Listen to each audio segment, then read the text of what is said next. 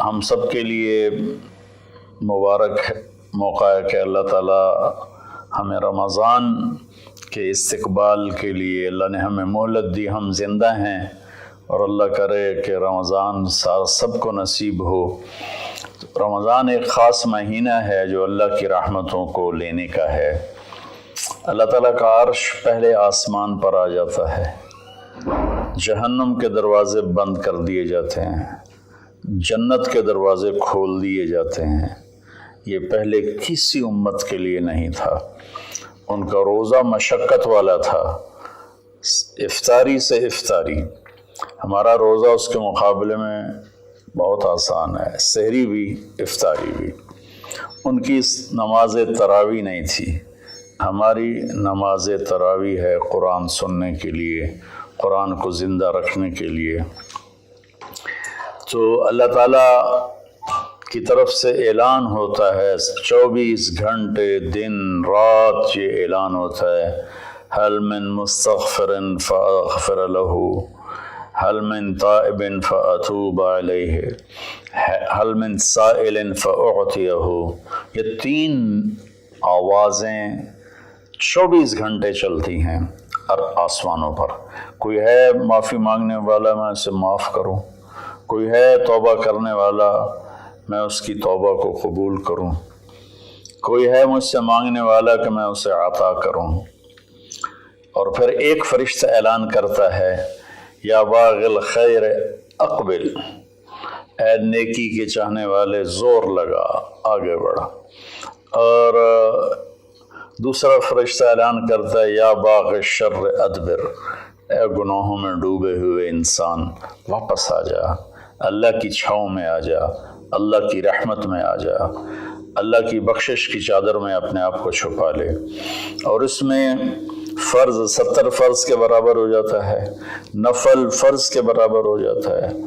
اور حضرت علی رضی اللہ تعالیٰ عنہ علیہ السلام کا فرمان ہے کہ کوئی شخص ایک فرض روزہ چھوڑ دے، پھر اس کی قضا میں قیامت تک عملی نفلی روزے رکھتا رہے تو اس ایک فرض کو نہیں پہنچ سکتا۔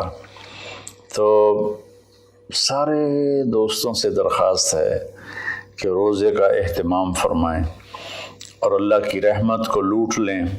اور میں ایک حدیث سناتا ہوں کہ میرے نبی نے کس طرح رمضان کا استقبال کیا۔ آپ ممبر پر تشریف لائے، خصوصی طور پر جمع کیا، یا جمعہ کا خطبہ تھا تو آپ خطبہ بیٹھ کے نہیں دیتے تھے، کھڑے ہو کے دیتے تھے، چونکہ آپ کا خطبہ مختصر ہوتا تھا۔ تو آپ نے فرمایا، ماذا یستقبلکم وماذا تستقبلون، وہ کون آ رہا ہے؟ مفہوم ہے، لفظی ترجمانی مفہوم مدر۔ ہم نے کہا وہ کون آ رہا ہے اور تم کس کی طرف جا رہے ہو؟ سب یوں ہو گئے۔ پھر آپ نے کہا، ماذا یستقبلکم وماذا تستقبلون، وہ کون آ رہا ہے اور تم کس کی طرف جا رہے ہو؟ سارے صحابہ میں ہلچل مچ گئی۔ تیسری دفعہ، ماذا یستقبلکم وماذا تستقبلون، وہ کون آ رہا ہے، کس کی طرف جا رہے ہو؟ سارے پیچھے مڑ مڑ کے دیکھیں، پیچھے تو کوئی بھی نہیں۔ تو حضرت عمر رضی اللہ تعالیٰ عنہ کھڑے ہوئے علیہ السلام، انہوں نے فرمایا، یا رسول اللہ اوحی نزل، یا رسول اللہ کوئی وحی آئی ہے؟ آپ نے فرمایا لا، کہ نہیں۔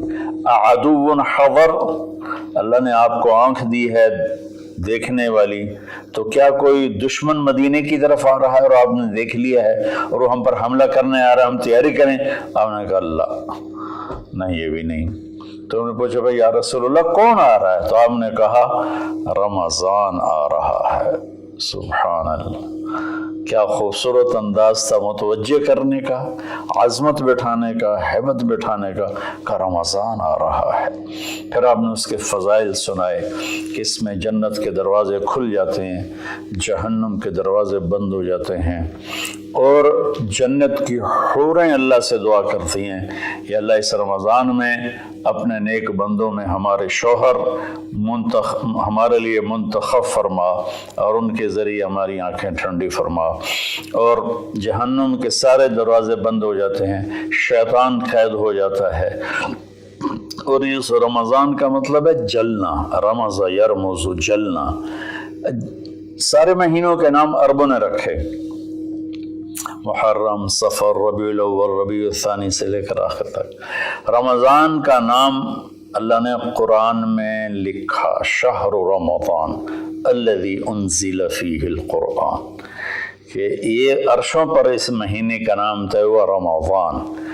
تو اس مہینے کے نام اور روزے میں کیا مطابقت ہے، ان میں جوڑ کیا ہے کہ رمضان جل جانا، اس میں جب کوئی روزہ رکھنے والا، روزہ رکھنے والی جب روزے رکھتا جاتا ہے تو اس کے گناہ پچھلے سال کے جلتے جاتے ہیں، جلتے جاتے ہیں، جلتے جاتے ہیں، یہاں تک کہ اللہ جیسے لوہے کو صاف کیا جاتا ہے آگ سے، اور دھاتوں کو صاف کیا جاتا ہے آگ سے، اور ظاہری میل کو صاف کیا جاتا ہے پانی سے، تو پورے سال میں جو گندگیاں ہمارے اندر گھس جاتی ہیں، کبھی حسد، کبھی بغض، کبھی کینہ، کبھی کچھ، تو اللہ تعالیٰ اس کو اندر سے کھینچ کے باہر نکال کے صاف کر دیتا ہے۔ اور عید کی رات کہتا ہے کہ فرشتوں سے جن مزدوروں نے مزدوری پوری کر دی ہو تو اس کا کیا، اس کے ساتھ کیا ہونا چاہیے، تو سب نے عرض کیا اس کو مزدوری ملنی چاہیے۔